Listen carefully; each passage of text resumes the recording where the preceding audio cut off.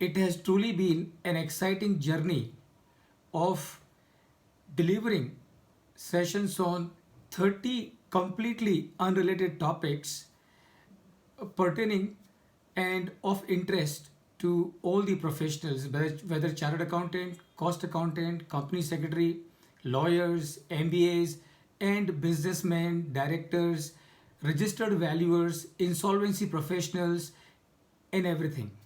So we have covered a, a really a wide spectrum of the topics: insolvency, valuation, indices, Companies Act, corporate governance, SEBI regulations, how to manage the life, how to manage the work-life balance, how to scale the pinnacles of success in life. So really, I must thank and acknowledge the involvement of Pune Business School of Pimpri Chinchwad Education Trust, and also the SQP Global Skills Academy, and involvement of everyone from the side of PCET. And more so, I have been interacting with Professor Rishikesh, and also Dr. Krishna, so and Ketan. So all of you really have done a fantastic job in bringing out this entire series, and I must really acknowledge and thank all of you for your very active involvement. Today's session, friends, and the today's topic is how to ensure compliance with the provisions of the company's Auditor's Report Order 2020. As far as the corporates are concerned, as far as the corporate governance is concerned, audit, of course, is a very important and integral part of the entire process of corporate governance. As we have discussed many times, with the passage of time, the size of the businesses have been increasing, and as much as the businesses in last 3-4 decades have been going overseas and becoming transnationals, and therefore there is always an urgent need that the audit function is strengthened as much as possible, because in my view, besides the corporates being responsible on their own and taking care of the corporate governance without any need for any external rules and regulation from the outside on the corporate governance, audit is one function that can really facilitate and is facilitating in a big way as far as the corporate governance is concerned. Now, the government of India from time to time keeps bringing out different rules and regulations, and the first time when they brought out a CARO was in 2003, and since 2003 they have been bringing out from time and again. And before this CARO of 2020, the previous one was in 2016, and this CARO 2020, though it was supposed to be initially made applicable from 1st April 2019, but because of the COVID scenario, the date has been shifted to 1st April 2020. That means for the current financial year in which we are currently, CARO 2020 is applicable. That means all the companies to which CARO 2020 is applicable, they will have to ensure, the auditors of those companies will have to ensure that in their audit report that they prepare as per section 143 of the Companies Act, all the 21 clauses which are specifically covered in CARO 2020 are covered in their audit report and commented upon on their audit report. And therefore, friends, I just thought that why not to have a session which is on CARO 2020, so as to share the features and the provisions of CARO 2020 with our professional brothers, chartered accountants, as much as even the cost accountants and company secretaries will also benefit from CARO, from this session, because many of the provisions which are there as part of CARO are in many of the provisions, even the company secretaries also have a role to play, or the cost accountants also have a role to play. So with this intent and the objective, I thought of including this also as one of the topic, and have kept it purposely for the last day, because as they say that you must always save the best for the last. So today is our last session, and which is on CARO. What is the purpose of this session? The purpose of this session, friends, number one is management of every company has the responsibility of ensuring that the proper books of accounts of all the financial transactions of the business are maintained in a way so that anyone who looks at them, who reads them, is able to take well informed economic decisions. So that is the responsibility with the management of the company. But remember, unfortunately or incidentally, it does not happen all the time. So many times, knowingly or unknowingly, in the past, managements of companies have failed in fulfilling this duty of theirs. As a result of that, many companies have come in trouble in the past. And therefore, to keep a check on this responsibility of the management of a company of keeping the proper books of accounts, there is a provision of the audit in the Companies Act, and the auditors have a responsibility to check and confirm that prima facie the company has been maintaining the books of accounts in a manner in which they are required to be maintained. तो पहले क्या है सबसे पहले there is a responsibility on the part of the management, that means the team which is entrusted with the responsibility of running the operations of the company. तो उनकी जिम्मेदारी है कि वो proper books of accounts maintain करें, and then to keep a check on that activity, then you have auditors job is to ensure that with the checks and balances and the audit of the books of accounts and everything related, they are able to confirm that everything has been kept as per the requirement of the law and as per the requirement of good corporate governance. Now in this, friends, there is a role that the government of India also has to play. So the government of India from time to time through different rules and regulations keep coming out with new provisions, that is to further enhance this responsibility on the part of the company as well as on the part of the auditors. And as I said that they have been bringing out CARO since 2003, and now we have this CARO of 2020 in force effective from 1st April 2020. So the government of India through the Ministry of Corporate Affairs has been issuing CARO rules since 2003, the latest being 2020, and of course it has got some companies which are most companies are part of the to most companies in this country CARO is applicable. To some companies it is not applicable. Which are those companies to which CARO is not applicable, we would discuss as we move forward. Now, what does CARO does? I mean, that is very important for all of us to understand. कि CARO करता क्या है, CARO की significance क्या है, CARO की ज़रूरत क्या है. See, what CARO does, CARO draws attention of the auditors of some of the specific areas. So what CARO does, from the time to time, the government of India, the Ministry of Corporate Affairs have been coming out with new CAROs, and every time they come out with a new CARO, there are new provisions. Some of the old provisions are removed, some more new provisions are added so as to take care of the changed requirements of the audit function. So what CARO does, CARO specifies, let's say for example, in case of CARO 2020, there are 21 clauses. Now, what is the significance of these 21 clauses? The significance of these 21 clauses is that every auditor of a company to which CARO is applicable will have to specifically scrutinize and audit the matters pertaining to these 21 clauses, and he will have to report in his audit report under section 143 of the Companies Act, specifically saying that this company has complied with the clauses covered in CARO. So ये जो 21 जो areas हैं जो हम लोग discuss करेंगे एक एक करके हम देखेंगे, तो you would realize that the way these 21 areas, the clauses have been incorporated. Now these 21 clauses which are incorporated as part of the CARO, these are so important. By merely reading the auditor's report with regard to these 21 points, anyone who is interested in the financials of a company can figure it out as to what is the situation of this company as far as the financials are concerned and as far as the performance is concerned. That is the significance of CARO's 21 clauses of CARO 2020. So in this background, what is the purpose of this session that we have, friends? The purpose of this session that we have is to discuss these specific requirements as specified in CARO 2020, so that the participants and the people who are attending with us this session today, they are able to,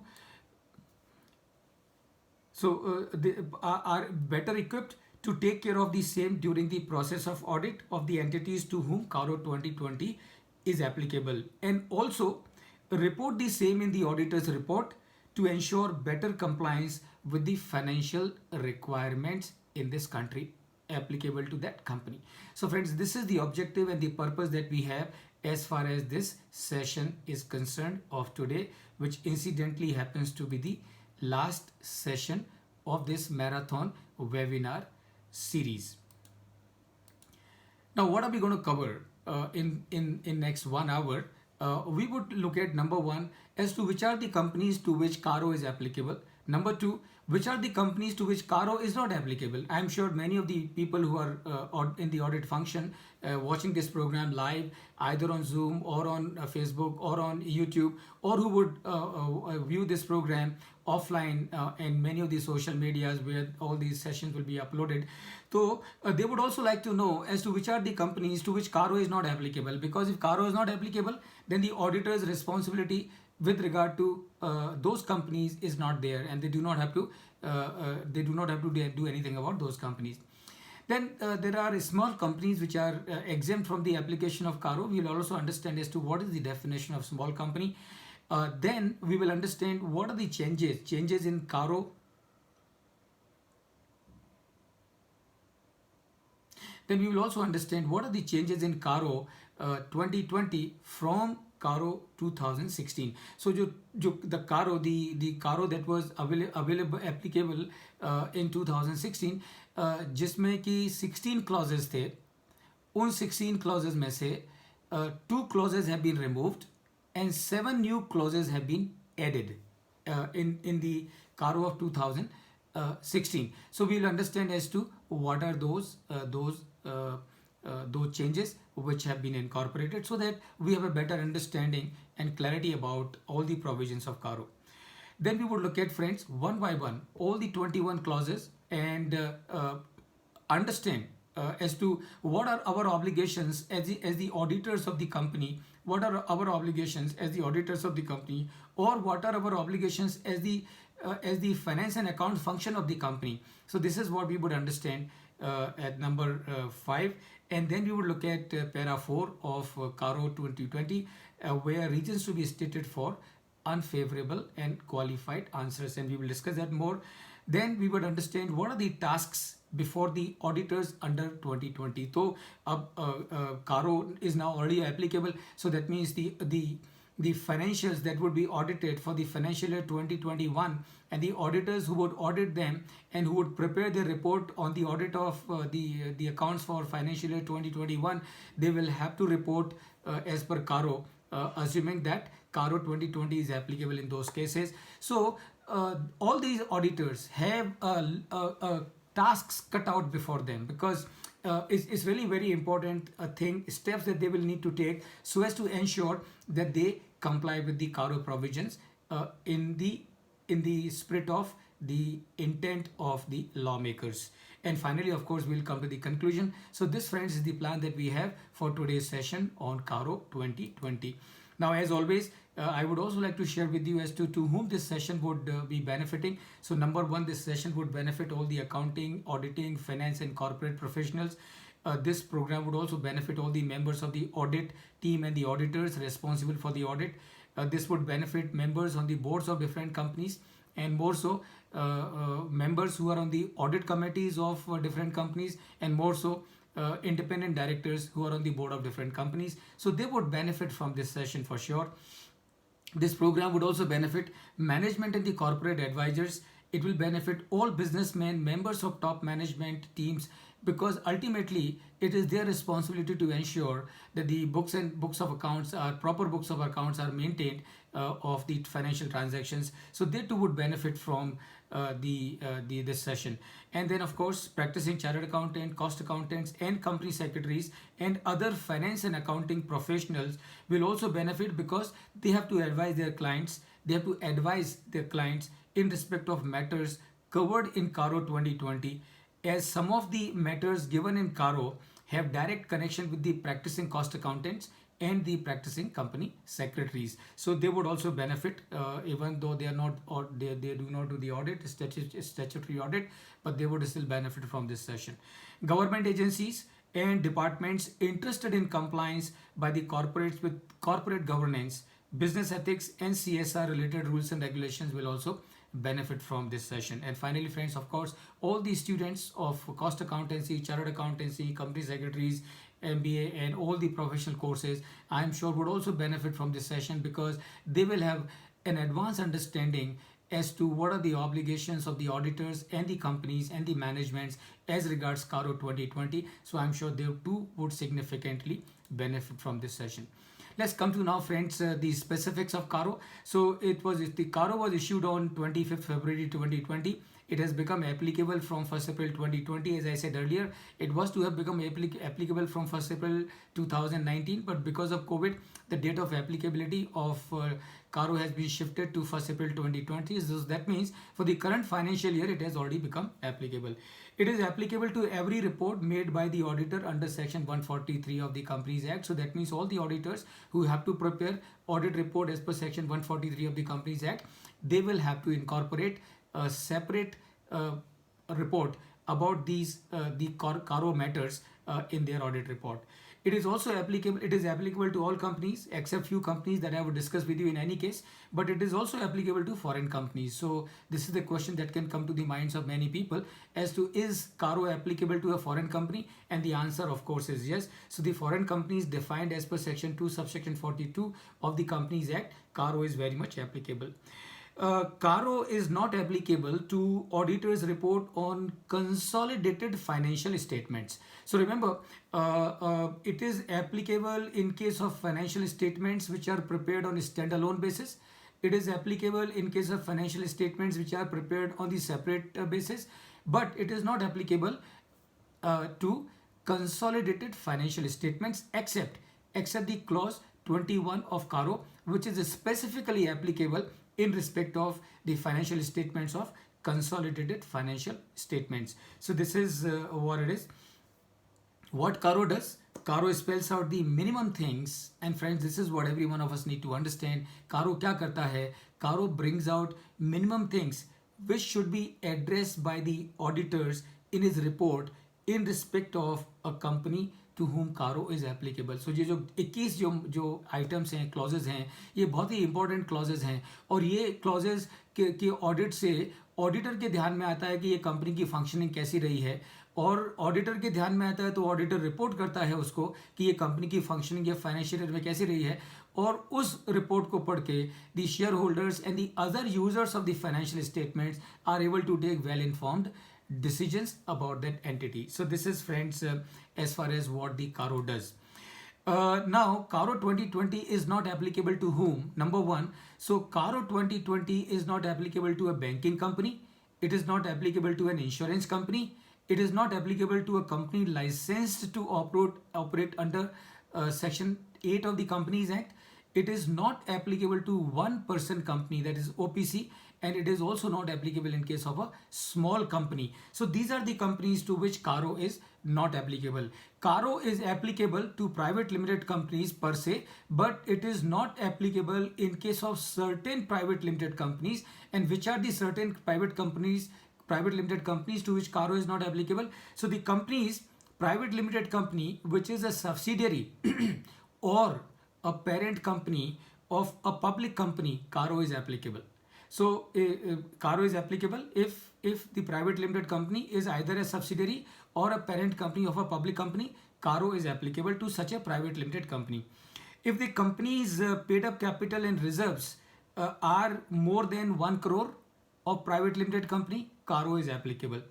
If the borrowing exceeds more than 1 crore of a private limited company, Caro becomes applicable. But these borrowings are from the bank and financial institutions. So in case if a private limited company is having borrowings which are more than 1 crore from a bank and financial institutions, and please remember, bank and financial institutions, not other borrowings. So if a company is having more than 1 crore,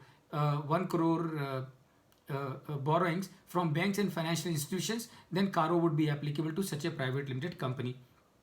And then in case if the total revenue of a private limited company are exceeding 10 crores, then also the CARO would be applicable to a private limited company. Why I am emphasizing on this part, friends? I am emphasizing this part because many of our auditor friends and professional brothers and sisters have their clients who are private limited company, and therefore they would be specifically interested to know as to whether CARO 2020 is applicable in case of a private limited company. So now let me answer this question differently. Now I will answer this question in as to when CARO 2020 is not applicable in case of a private limited company. So that means what? That means ये जो मैं भी आपको बता रहा हूँ, अगर वो situations हैं तो CARO 2020 applicable नहीं है, और अगर वो situations meet नहीं करती हैं तो CARO 2020 will become applicable even to a private limited company also.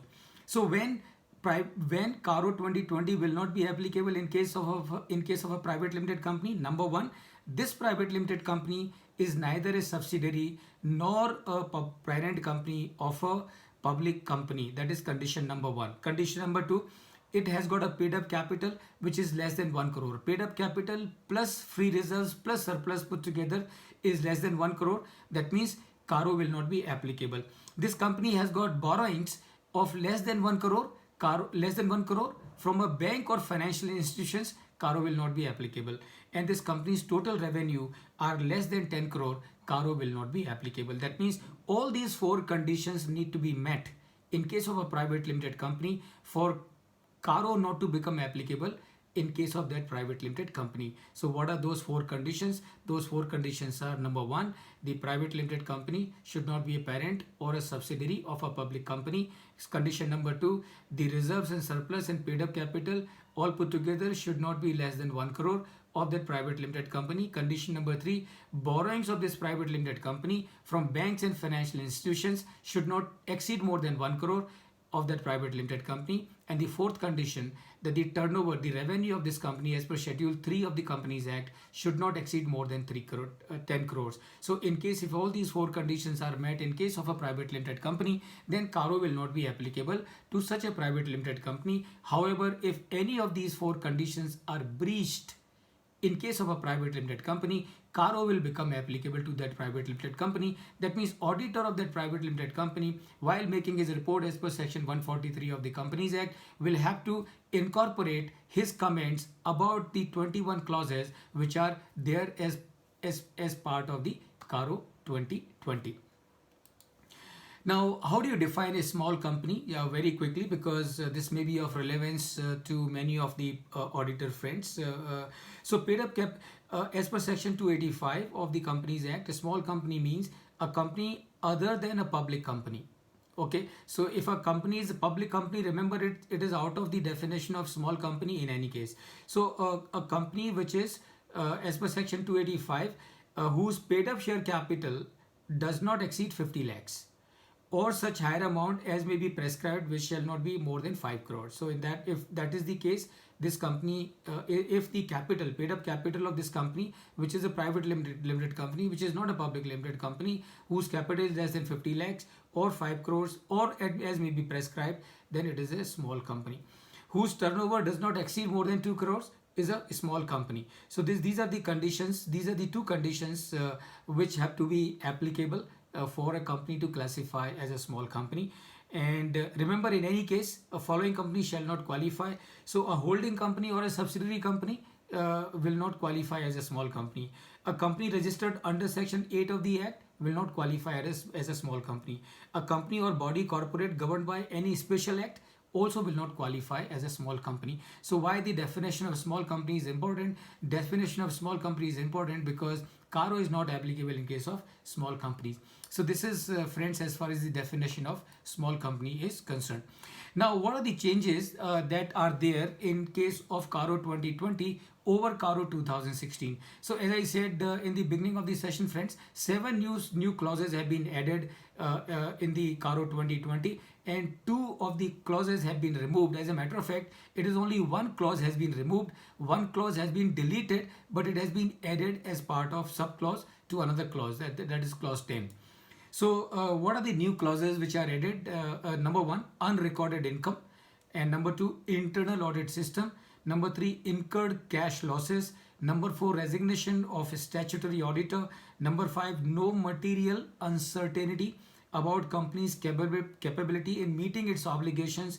Number 6, transferred unspent amount to a fund is specified in Schedule 7, which is the schedule for the purpose of activities where the CSR funds can be spent as per section 135. So that clause number 6 is added, new clause added in the CARO 2020. Then qualification or adverse remarks in consolidated financial statement, which is again a new clause. So friends, these are the 7 new clauses which are added as part of the CARO 2020. They were not there. So what is the meaning of it? The meaning of it is that the auditor of a company to whom CARO 2020 is applicable will have to, in addition to the existing clauses, will also have to make comments on these 7 clauses additionally.